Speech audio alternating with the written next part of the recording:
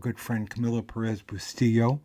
He is executive director of the National Lawyers Guild for the San Francisco Bay Area, a longtime legal advocate, fighter for civil rights, human rights,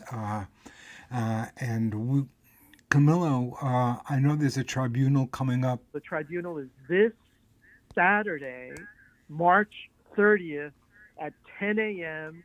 at the Public Library of Castro Valley on Norbridge Road, an easy ride on the BART for those of you who are here in the Bay Area. And what we're doing is holding Representative Eric Swalwell accountable. This has been something that has been organized by East Bay for Ceasefire, a community-based coalition. Just like the case that we've been accompanying that was filed by the Center for Constitutional Rights that was heard in Oakland last January 26th by Judge White and that found that there was a plausible genocide, of a case that's now up on appeal, that case was brought, yes, by Palestinian human rights organizations on the ground, Al-Haq and Defense for Children International, but it was brought in terms of individual plaintiffs by Palestinian families living in the Bay Area, in Northern California, in places like San Ramon and Fairfield, and places like Castro Valley, where there's a visible Palestinian community that has been made invisible by these policies and by Eric Swalwell. What we're saying is you cannot treat the members of your constituency and of your community with that kind of disrespect.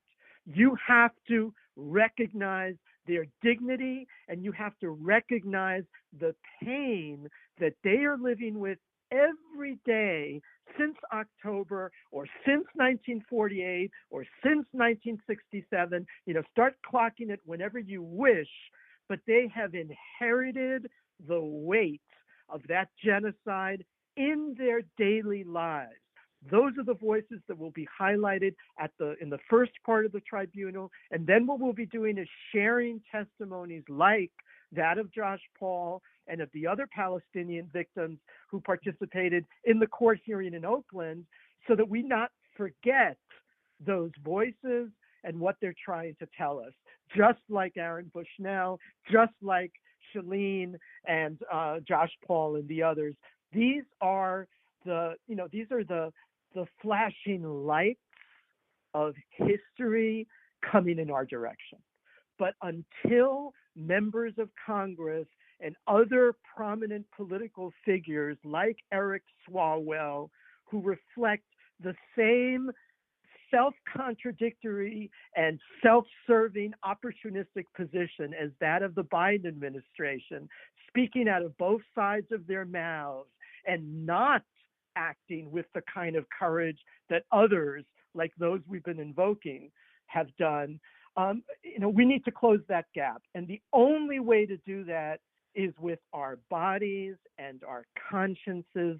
Hold Eric Swalwell accountable. And this People's Tribunal is deliberately intended to be a model, a pilot for future People's Tribunals that have to hold every single member of Congress who has acted or failed to act in complicity and to prevent the genocide in Gaza. There are a half dozen ways that members of Congress could have stopped this slaughter, just like Biden could have with one phone call or two, and they have failed to do so. Their actions and their omissions mean that they are legally responsible in addition to being ethically and politically responsible, and we need to demand that.